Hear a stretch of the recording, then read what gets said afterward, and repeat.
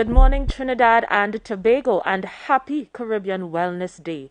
Welcome to the Ministry of Health's virtual media conference on the national COVID-19 response. Here in studio with me are the Honorable Terence Dayal Singh, Minister of Health, Dr. Roshan Parasram, Chief Medical Officer, and Ms. Alicia Baksh, CEO of the Northwest Regional Health Authority. I'm Candice Alcantara, Manager Corporate Communication at the Ministry of Health, your moderator this morning. And we go straight to the Chief Medical Officer for today's clinical update. Hi, good morning. Thank you, Ms. Alcantara. Good morning to the Honorable Minister. Good morning to the CEO of the Northwest Regional Health Authority, members of the media, members of the viewing and listening public. So we will begin this morning with the clinical update for September 10th, 2021. Total persons tested to date at both public and private facilities, 323,983. Over the last 24 hours, we would have reported 182 new cases, taking our total since March 12, 2020 to 46,735. Of those, 41,515 have recovered, and total active cases to date are 3,861. Of those in home isolation, we have 3,319. In hospital at present, we have 291 in all across all the hospitals in Trinidad and Tobago. Step downs are 69, at quarantine sites 126, and so far we have 1,359 deaths, and condolences go out to the families of all those persons who would have lost loved ones during the pandemic. In terms of our hospital level, we're looking at a total occupancy of about 35% between both islands.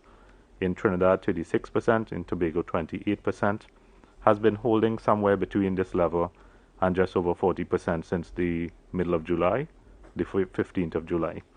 In terms of our pediatric cases in Trinidad, we have 9 cases, all wall level, all stable. And just a little breakdown in terms of our major hospitals. At the Couva Hospital multi-training facility, there are 58 persons, 11 in ICU and 14 in HDU. Cora Hospital now houses 25, and the Augustus Long Hospital 45. The other hospitals remain stable in terms of the number of cases that they have. Ms. Alcantara, that brings me to the end of the brief clinical update for this morning. Thank you very much, Dr. Parasram. And the CEO of the Northwest Regional Health Authority will now provide an update on vaccination efforts in that regional authority. Honorable Minister of Health, Chief Medical Officer, Ms. Alcantara, members of the viewing and listening public, media personnel, good morning. This morning I am going to speak to the vaccination rollout activities at the Northwest Regional Health Authority. So I would firstly like to start with a brief breakdown of the doses that we have administered to date. So basically, at the Northwest Regional Health Authority, we have administered a total of 158,478 doses. And those are disaggregated as follows. First doses, 84,386. Second doses, 72,635. As it relates to the different vaccines that were available at each of our sites, the AstraZeneca vaccine, we would have administered a total of 34,241 doses. 18,719 of those were first doses, and 15,522 were second doses. Similarly, with the Sinopharm vaccine, we would have administered 115,206 doses. First doses would have been 59,663, and second doses 55,543. As it relates to the Pfizer, we would have administered a total of 7,574 doses. 6,004 of those were first doses, and second doses were 1,570. And with respect to the one shot and done, which is the Johnson & Johnson vaccine, to date we would have administered a total of 1,457 doses. So that's a brief overview with respect to the administration of vaccines within our catchment area. As it relates to the actual sites that would have been administering those doses, we would have been at the mass vaccination site, which is located at the paddock. We had our drive-through, which was originally located at the heliport, but then relocated at the stadium around the 27th of August. We also did health centers and elderly homes and shut-ins. I just want to give a little focus to the mass vaccination site and the drive-through to really explain to the public the type of numbers and persons we would have done at those sites. So at the paddock alone, which is our mass vaccination site, we would have administered 70,008 doses. And at the drive-through, we would have done 12,666 doses. And those numbers are really a testament to the phenomenal job the team at those sites would have been doing over the period of our vaccination outreaches. And of course, it's a further testament to the citizens of Trinidad and Tobago in terms of accessing the vaccine and ensuring that they are protected against the COVID-19 virus.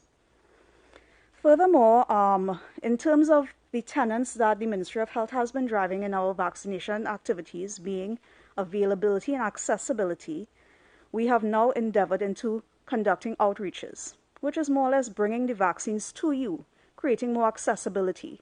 So you no longer have to visit a health center or a mass vaccination site. We are coming to locations that we can reach to you. So thus far in our outreach activities, we would have done approximately 884 doses. So these outreach activities would have spanned between places of worship. We went into different churches, mandirs, mosques. We also partnered with the various members of parliament and councillors within our catchment area. And we did activities at community centers such as the Mount Hope and Mount Lambert, Patna River Estate, Sugrin Trace. We also did activity outreaches at coastal areas in the Las Cuevas and Maracas Bay area. Presently, our recent activity are at malls. So today, we are at the Long Circular, West Mall and Starlight Shopping Plaza between the hours of 1 p.m. and 6 p.m. Vaccinate and shop. You can't get it easier than that. So come visit us at our various booths in these different malls, and we will be able to provide you with a vaccine. In light of our continued outreach activities, yesterday the Ministry of Health would have launched its transit vaccination drive at the City Gate. And of course, Northwest had the pleasure of hosting that drive as it was in our catchment area. So we were there between the hours of 7 a.m. to a little before 11 a.m. And I'm pleased to announce that 68 persons were vaccinated during that time, which I think are promising numbers given the short space of time we were at that location. And I'm sure the Ministry of Health will be reviewing that data and coming up with more outreach activities where we can reach the public in a greater way. Even today, the Northwest Regional Health Authority has partnered with the Honorable Minister of National Security, Member of Parliament, Mr. Fitzgerald Hines, in his vaccination drive. So today, between the hours of 9 a.m. to 3 p.m., we are at the Beetham Community Center, the St. Bob's Basketball Court, and Laventil Rhythm section. So I just want to encourage everyone who are living within those general geographical areas, come on down. We are there from 9 a.m. to 3 p.m. Come and get your vaccine. We are there willing to serve you and are eager to administer the vaccines to each and every one in that area. As it relates to our future outreach activities, of course, Northwest will be looking at going into more communities and, of course, more places of worship. Our next big event will be at the Brian Lara Promenade at the end of this month. And furthermore, we'll be looking at supermarkets, major markets. We are just trying to reach each and every one of you so we can offer you the vaccine in an easy and accessible way. As it relates to the accessibility of vaccines, you are able to visit any one of our health centers between the hours of 8 a.m. to 2 p.m., Monday to Friday. You can visit the Paddock area, which is our mass vaccination site, Monday to Friday between the hours of 8 a.m. to 3 p.m. And our drive-through, which is now located at the stadium, Monday to Friday, 8 a.m. to 4 p.m. With respect to persons who are due their second doses at the National Stadium drive-through site this weekend, we have tried to reach out to each and every one of you to advise that the drive-through is not open on the weekend. However, you can access your second dose Pfizer at the Paddock, which is open up until 6 p.m. Saturday and Sunday. And if not, you can visit us during the week at either the paddock or the drive-through site between the hours of 8 to 3 at the paddock or 8 to 4 at the stadium. So you are able to get your second doses either this weekend at the Napa site or during the week at our sites. In wrapping up with respect to my presentation on our vaccination efforts, I just want to take the time to thank Team NWRHA as they continue to navigate during this pandemic to meet the needs of our clients and stakeholders, particularly the persons who are involved in the vaccination activities. The resources are finite. Persons work long hours, sometimes 7 days a week, because we know the importance of vaccination. Vaccination is the key to getting ahead of this COVID-19 virus. And the healthcare workers are ready and willing and have demonstrated that they are willing to do their part in the fight against the COVID-19 virus and the wider national perspective. And all we are asking is that the citizens of Trinidad and Tobago just present themselves for the vaccine. Come to our sites, come and access the vaccines. And together we will be able to return to some form of normalcy. And before I end today, I just want to recognize Wellness Week. This week is observed yearly in the month of September and is geared at increasing awareness and promoting activities to address NCDs, including mental ill health. The adoption of health promotion aids does not only assist in preventing diseases, but also offers support for the empowerment and engagement of individuals and communities through collaboration for promoting health and well-being. Healthy lifestyle changes, getting annual checkups, and improving relationships are some of the objectives in the fight against NCDs. The slogan for the 2021 campaign is Building Equitable Communities, following the call to action from the World Health Day to eliminate health inequities by building a fairer, healthier world for everyone. Thank you. Thank you very much, CEO, for just reminding us of all the ways that we can get vaccinated. So many locations, so many opportunities, and of course the malls today. We go now to our final presentation this morning from the Honorable Terence Dayal-Singh, Minister of Health. Hi, good morning, Candice. Thank you very much. Good morning to the Chief Medical Officer. Good morning to CEO Salisha Bash. Good morning to ladies and gentlemen of the media and the listening and viewing public wherever you are. I just want to start off by reiterating what CEO Bash said. For those parents who want to get the second shot of the Pfizer vaccine or the first shot for your children, the Napa site in Port of Spain is open this weekend. Okay, thank you very much. So let me bring you up to date on where we are with our vaccination numbers so far. So could we have the first slide? Great. So the first slide shows that to date, persons with first dose, 543,072. Broken down by the different sectors: Northwest, 74,000, North Central, 101,000 roughly, ERHA, 57, Southwest, 130. Bearing in mind that Southwest has the highest population that they see about of all ERHAs. TRHA, 18,679. This is a bit concerning, and we will speak about this a little later on. Other state agencies, 12,661. Other agencies, 148,739. Total second dose to date, 429,480. Those who have completed their vaccination schedule, when you add the one dose, one shot and done, will now be 9,011. So you add that to 429,480, you get 438,491. When we look at the graph, if the graph is there, that shows you where we are going. So the green line, shows you the number of persons vaccinated with their first dose, 543,072. And then the aquamarine line is number of persons vaccinated with their second dose, And then you have to add to that the 9,000 one shot and done. I just want to mention that parents, thank you very much for the graphs. Thank you very much. I just want to mention, when we disaggregate the figures, what are some trends we are noticing, whether they are good trends or disturbing trends.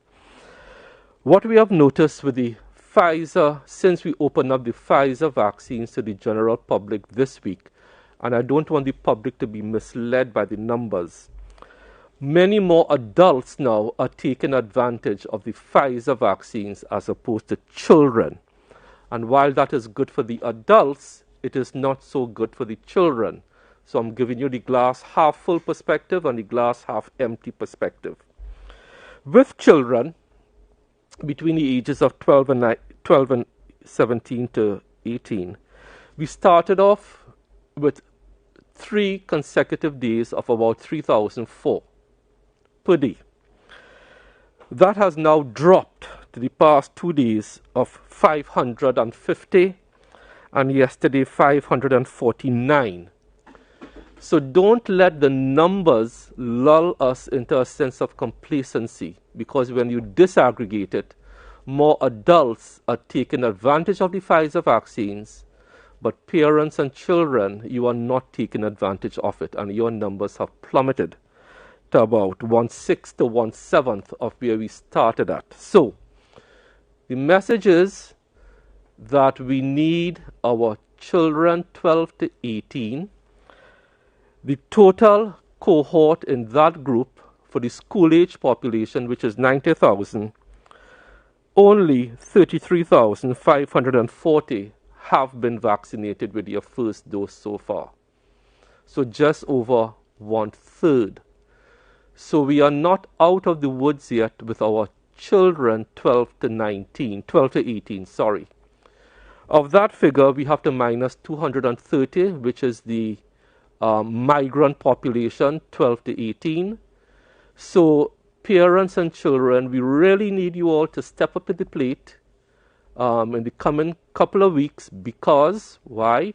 Your opportunity, your window of opportunity to access the Pfizer vaccine will start to close because of expiry date issues, that we have to administer your first dose by around the middle of October to the end of October, because we have to administer your second dose within 3 weeks, and these vaccines expire at the end of November.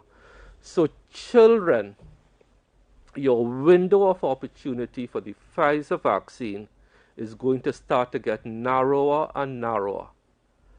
And if we pay attention to what is happening globally with the Delta variant, and I don't know if the CMO will speak about this, it seems to be going after children more and more. So, a word to the wise, we need to get our numbers up with our pediatric population, 12 to 18 up. We have gone down from 3,004 to 549. So that's the glass half empty part of it. Our pregnant population, since we opened up Pfizer to the pregnant population, we have done 366. Slow but steady, but pregnant women, especially in your second and third trimester pregnancy, take advantage of the vaccines. I want to talk a little bit about the one shot and done initiative. Since we started it, we have vaccinated 9,011 persons with the one shot and done initiative. Yesterday at the malls, I'm going to give you a total breakdown of what happened at 7 malls and Gulf City. So in the West, we were at West Mall, Long Circular Mall, and Starlight. Those 3 malls combined, West Mall did 18, which is a bit low. Long Circular Mall 37, decent. Starlight 20. So in that area of the West, Diego Martin and so on, we did 75. We could do better. Trincity Mall by itself did 73. The 2 South malls, Gulf City did 64, C3 did 26, so they did 90 in total.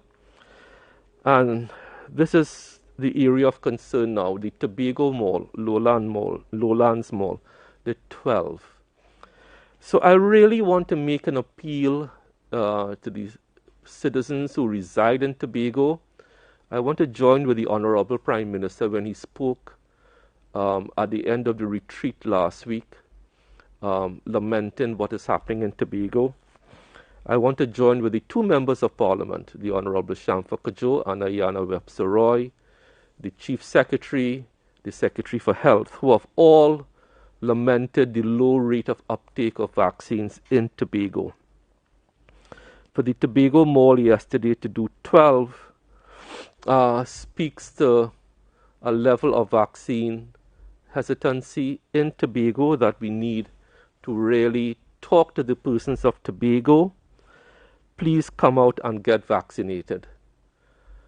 The persons in Tobago who are encouraging you not to be vaccinated, they will not be there for you when you are ill. They will not be providing the hospital space, and Tobago is already challenged. They will not mind your family if you die. They don't have your best interests at heart. So I'm appealing to citizens who reside in Tobago to come out and get vaccinated. The Citygate initiative yielded 68, pretty good. So yesterday's outreach, one shot and done, across both islands yielded 318 doses. So yesterday gave us our best numbers as far as the one shot and done. Yesterday we were able to do 984. What does that mean? It means that persons who access the one shot and done initiative, they get one shot, and then within 2 weeks they are considered fully vaccinated. They don't have to come back. And that was the main advantage you heard people at Citygate talking about yesterday. They don't have to come back. They don't have to seek out another site, another venue.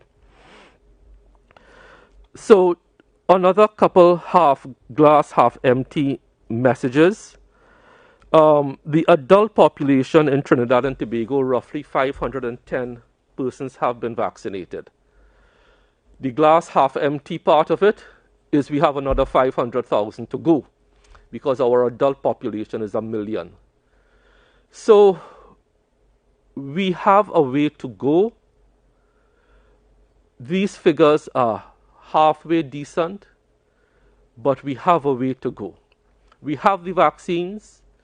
We have it distributed across all 109 health centers, 20 to 30 odd sites, also in addition to the centers. We have it in malls, transit hubs. It is easy, it is convenient, it is safe. Just get vaccinated. Also, a general reminder for those who are under the two-shot regime, please seek out the sites. We always publish the sites where you can go for your second shot, because you are not considered fully vaccinated until 2 weeks after your second shot. What can the population look forward to in the coming weeks as we make the vaccines more and more available?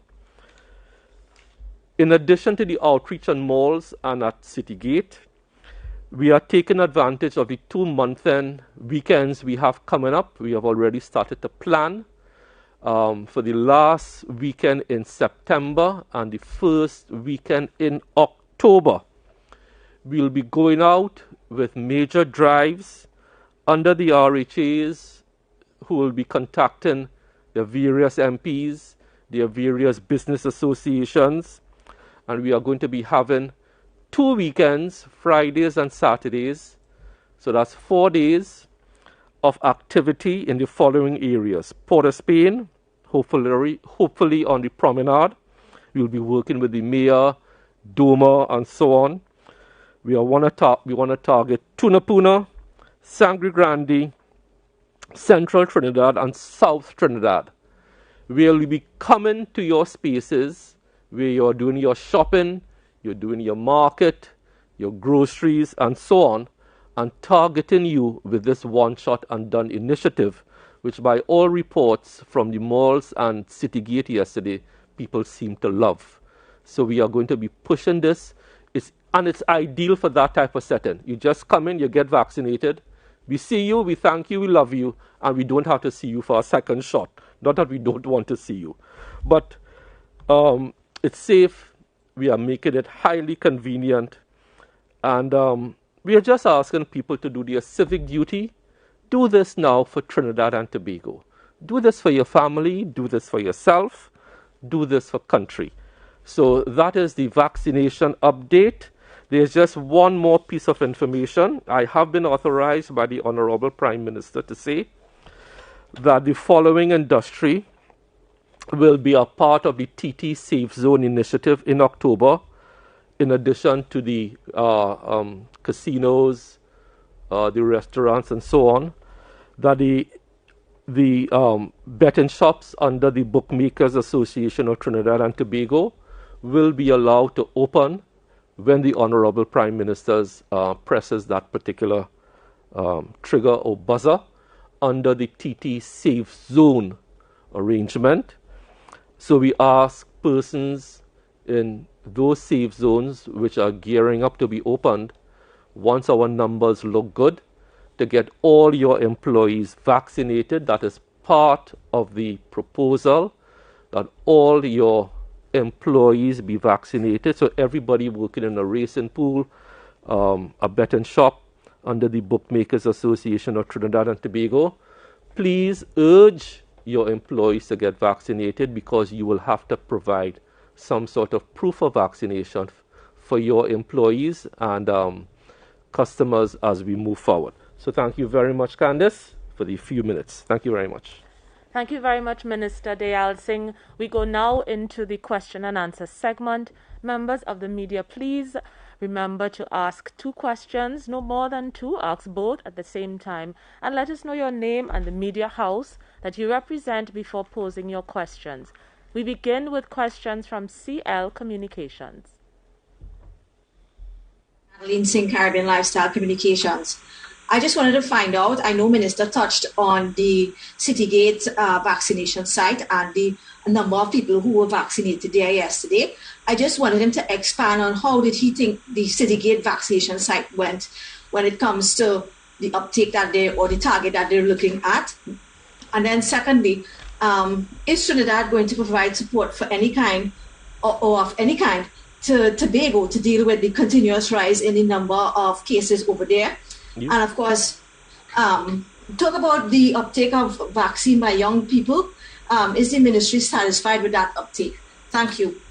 Thank you. So you got in an extra question, but that's all right. So the 3 questions, let's deal with them one at a time. The Citygate experience yesterday was decent, was good.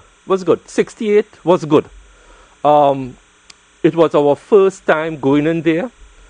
For COVID-19 vaccines. We have been there before for flu vaccines. So 68 there was good. What was good about it was that we did this in only 3 hours. So that's a good return on our investment.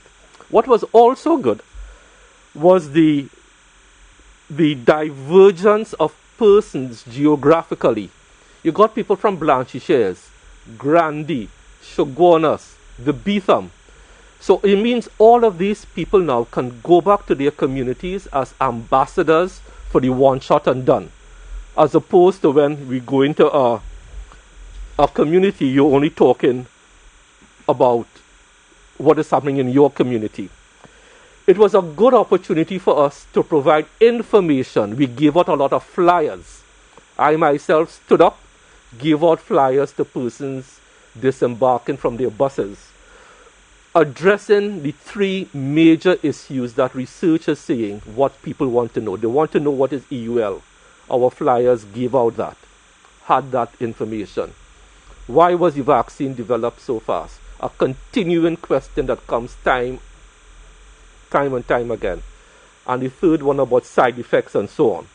So we were able, in that compact setting, to do that. So the benefit is not only the 68 persons, the benefit is that we gave out information to a couple hundred people. When people were lining up for buses, I myself went on a bus, gave out information. Same thing we did at the malls. We have those same flyers at the malls. So the benefit is not only in the 68. The benefit now is that a few more 100 people will have information.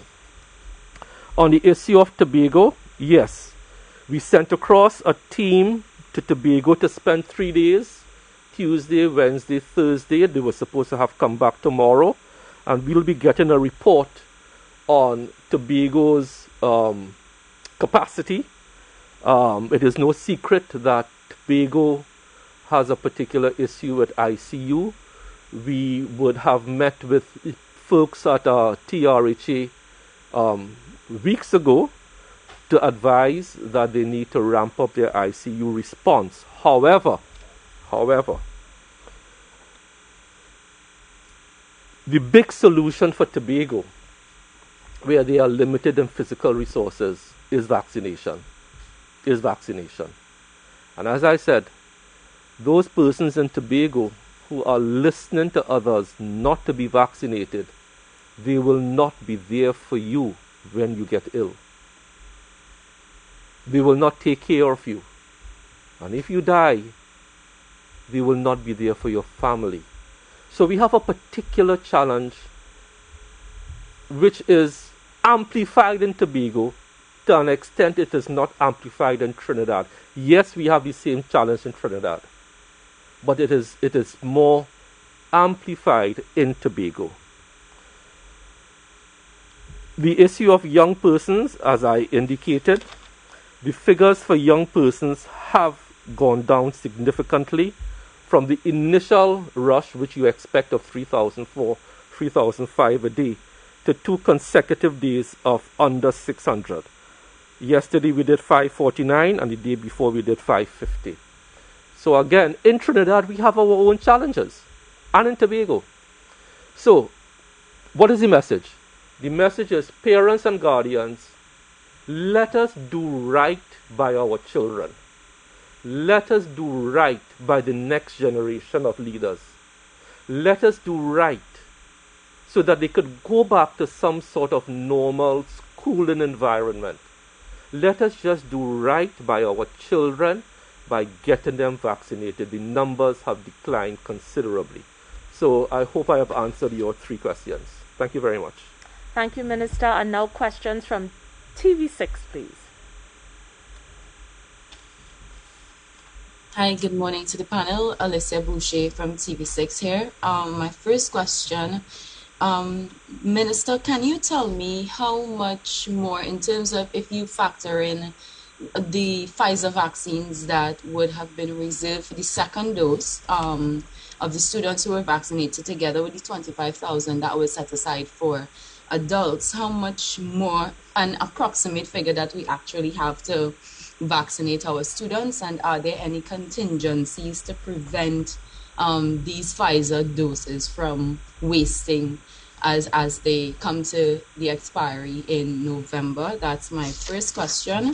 And it was brought to our attention that the Seventh-day Adventist Hospital dialysis unit, that they are unable to get registered nurses skilled in phlebotomy to work at the organization, and there are persons who are concerned that their dialysis treatments may be in jeopardy, and we're told that the amount of days that they're supposed to do dialysis, that those days are being reduced.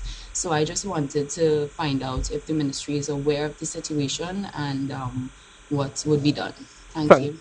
Thank you very much. So as you know, the Seventh-day Adventist Hospital is a private institution. We do use them to provide dialysis services, and the EPI, not the EPI, the EPP program, who sends dialysis patients there, will certainly look at that, because all dialysis centers are supposed to report to us on their readiness. On the issue of students, yes. So with the Pfizer, we got in just over 300,000 doses, 305,000 doses.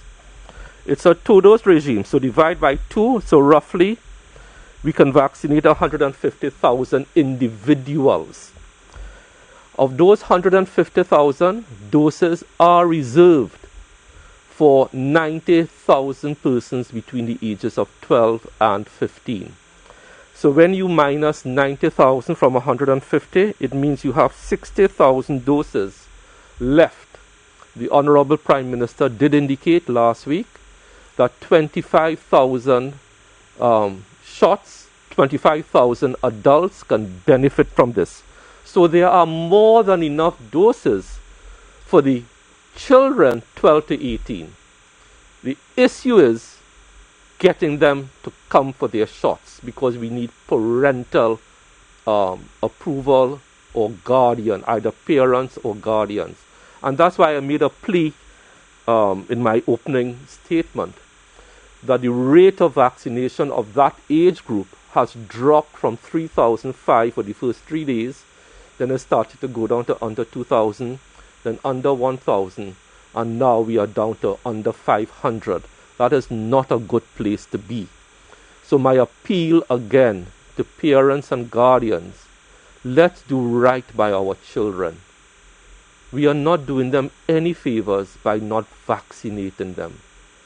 And for those adults, don't transfer your fear, because the information coming back to us is that many children do want to be vaccinated, but their parents are preventing them and transferring their fears and misinformation onto children. Because this cohort of the population is a lot more informed. They are not buying into the conspiracy theories. And many of them want to be vaccinated, but we need consent. So thank you very much, Alicia, for raising that very important issue. Thank you very much. We go now to AZP News, please. Good morning, everyone. My two questions. This is Suan Wire from ACP News, and my two questions are for the minister. Forgive me if this has already been addressed, but will the Ministry of Health be making recommendations to the Ministry of Education to implement a policy regarding vaccinated and unvaccinated teachers? Because the question is being asked, can an unvaccinated teacher teach a class of vaccinated children? And this is in accordance with the October 4th opening for in-person classes for the forms 4, 5, and 6. And given that Budget Day has been announced, what can the ministry say finances would be needed for the most coming for 2020, 2022? And I do have one additional question for later on. Thank you very much. Thank you very much, Suan. Two good questions. So the issue of vaccination status of teachers is one that will be led by the Ministry of Education. Whatever technical support they wish to have from us, we'll be happy to provide it. On the issue of Budget Day, I think now is a good time, because I have the figure. I had to do it for the retreat last week. The two burdens of COVID on Trinidad and Tobago are one. On the personal side, how many persons have died, and our deepest condolences go out. Those suffering from long COVID, those who cannot work because they have contracted the disease. But you asked an important question about Budget Day. We did an analysis of what the financial burden is of COVID on the healthcare system. The three major areas of expenditure for COVID that you, the taxpayer, have spent, and ask yourself, could we have used this money for other things, which is infrastructure, HR, and consumables. From the start of COVID, preparing from COVID to now, the Ministry of Health has spent $480 million on the COVID response. And that number, is it sustainable? We will have to continue to provide it. But think about what that money could have done for other aspects of healthcare. So we will be having talks with the Ministry of Finance for the continued budgetary support. But that is what we have spent so far under three headings: infrastructure, HR, consumables. So infrastructure is building out all these facilities, upgrading facilities for both COVID patients, ICU capacity, all these step-down facilities, DB, UTT, paying for quarantine, consumables, PPE, equipment, ICU equipment, and so on. So it's a big undertaking, and all of this has been provided at absolutely no cost to the COVID patient, but the taxpayer. And we must thank the taxpayer for this, because we always thank the healthcare workers, and I thank them again, but let's now thank the taxpayer. The taxpayer has rushed to the rescue of Trinidad and Tobago to the tune of $480 million. That is almost $500 million TT dollars. That is the direct financial cost. So thank you for raising the issue. Thank you very much, Minister. Now to CNC3, please. Hi, good morning. Soini Gray from CNC3. My question is for the Chief Medical Officer, Dr. Parker. Good morning. We have noticed an increase in the number of suicides or reports of suicides regional officers. Yesterday was Suicide Prevention Day. September 10th, September is Suicide Prevention Month. Have your colleagues also noticed this? Has the Epidemiological Office noticed an increase? And what are you all doing to address that if you have? Thank you. The issue of suicide is a multifactorial sort of issue. I think the Ministry of Health would have been collaborating with the Pan American Health Organization all the way back since 2017, when Trinidad was listed as one of the 3 top countries in the CARICOM region to have a high rate of suicide. So we had started that sort of program. For about the last 4 years or so, we have been working very closely with them. And as I said, it's multi-cultural as it's multifactorial in nature. So it requires a public education campaign that really speaks to that level of counseling. There's a program out of the Ministry of Social Development, as you know, that also assists. So it's a all of government, all of society sort of approach that we have been taking. The numbers have not changed significantly in terms of the percentages for the country over the last 3 or 4 years, roughly around the same number we have been seeing. And in our press release, I think we would have stated what our rate was at for this year. So the prevalence is not really decreasing over the last 4 years, which is something that we were hoping to see by now with some of the interventions that we put in place. But again, we will continue to work with all our sister agencies in that regard to get down to there needs to be some level of counseling, I think, at the individual level. There's a lot of family support that needs to be given in a lot of instances when you look at the individual cases.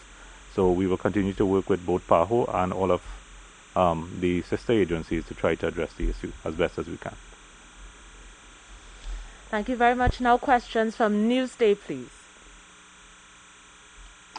Good morning, Janelle D'Souza from Newsday.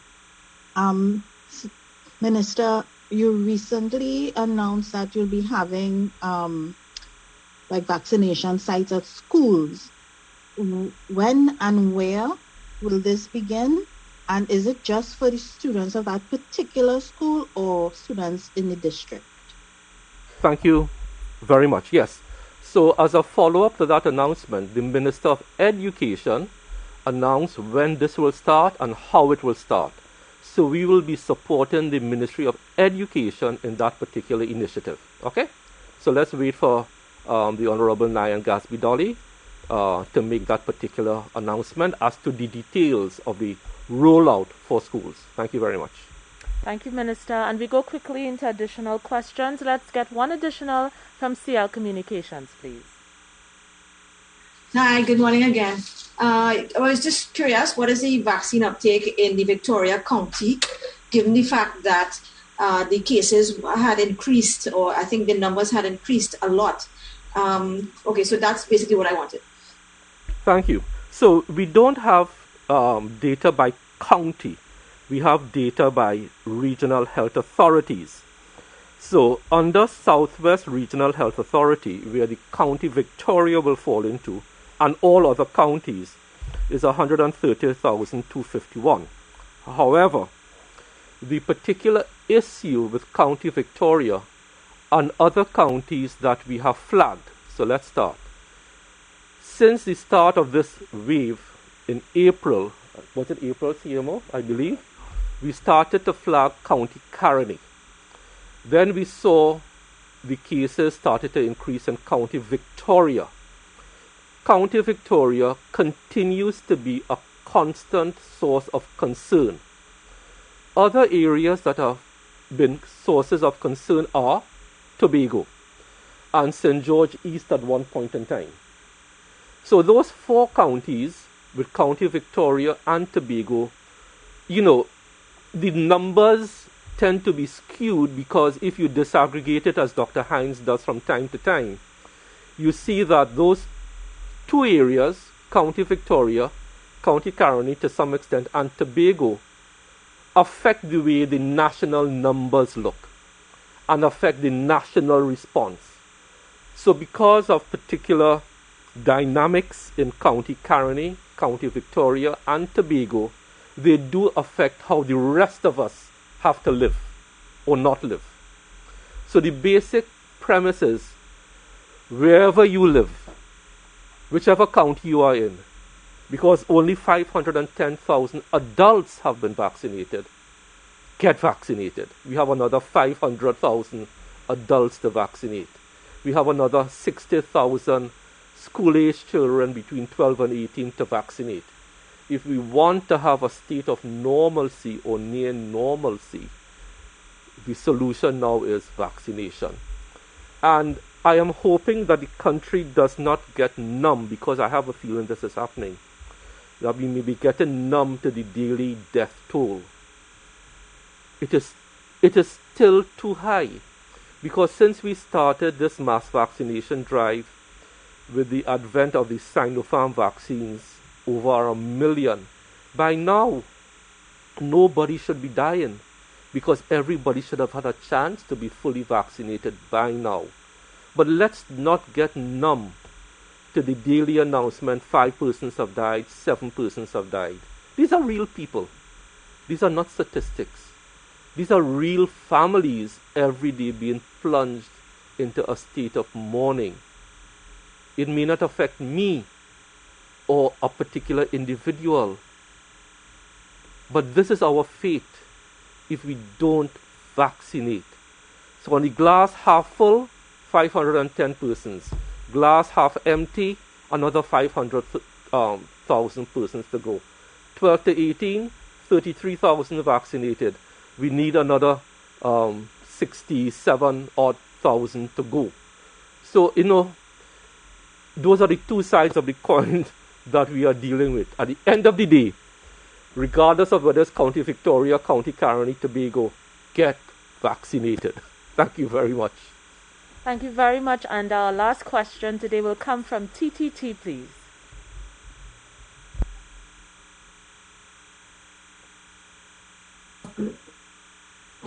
Good morning, Terry Ann Brown Campbell from TTT News. My question is to the Health Minister. Has there been any increase in the number of healthcare workers, nurses, etc., who have accepted the vaccine? Thank you. Terry Ann, the answer is yes, and I'm going into my phone to give you the figure. And Terry Ann, let me say, it's so nice to see you without a mask. Let me say that. So if you allow me to go into my phone and give me a second, and I will keep you company by just saying it's so nice to see you without a mask.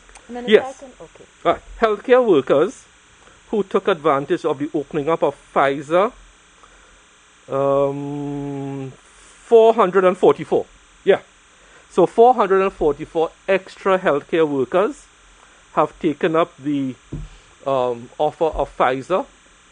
So that doesn't move the needle that much, but we are thankful. And we continue to work with TTRNA, the GMs of nursing, to give them the information and move them towards full vaccination. Thank you very much, Terry Ann. And we've come to the end of the Q&A. And Minister, I go right back to you for... Again? Yes, Minister. All right. As we go into your closing statement. Thank you. So, ladies and gentlemen, I really want to thank you for the stimulating questions that we have had today. I haven't been at a press conference for a couple of weeks. I want to close off with a real doctor. Everybody should know him now. And he is going to make some statements in a video that he posted. The same way I asked the population not to become numb to the 4 or 5 persons dying a day, also realize that our population has been basically spared the trauma of not having a hospital bed for non-COVID related matters, as opposed to many other countries. Many other countries, people are dying and cannot get treatment for non-COVID related matters. I just want to play you a short 2-3 minute video that emphasizes this point, that this is our future if the Delta variant gets hold amongst a largely unvaccinated population. 500,000 adults still have to be vaccinated. Just pay attention to this video for me, please, for a couple of minutes.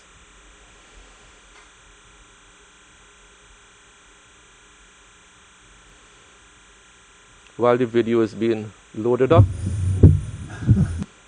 Classic. Hey, I feel like I wouldn't be doing my job if I didn't say something. This COVID is awful. You guys know that.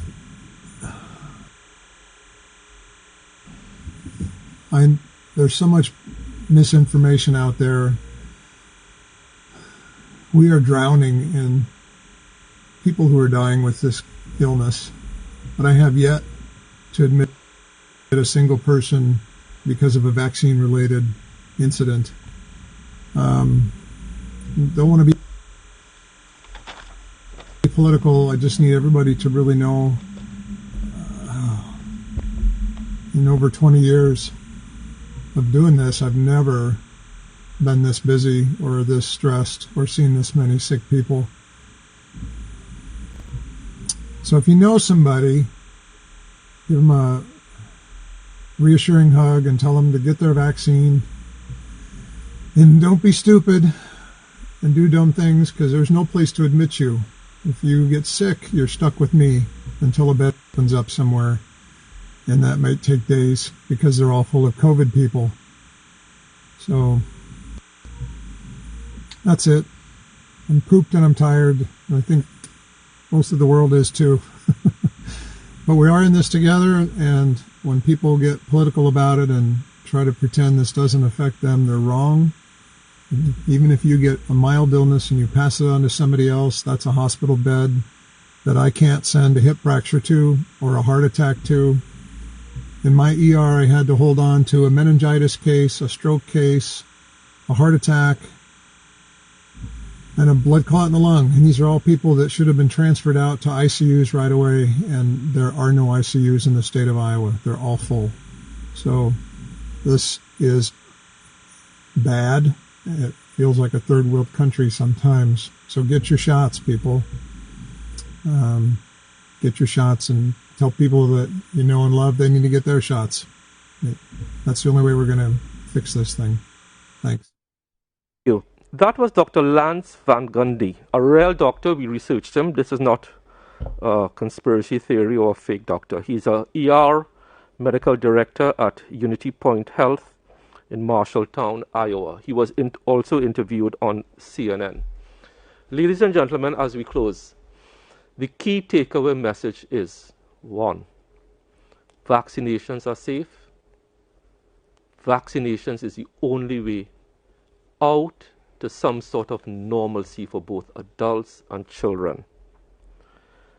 2, don't become numb.